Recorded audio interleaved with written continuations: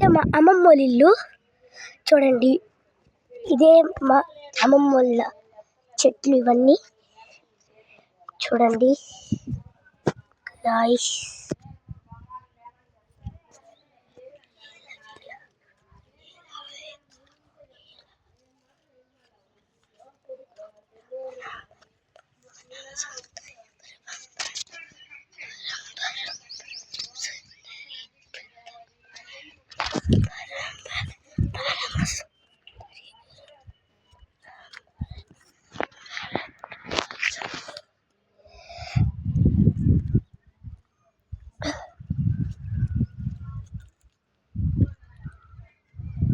ఇదంతా మా అమ్మమ్మ వాళ్ళదే చూడండి గాయ్స్.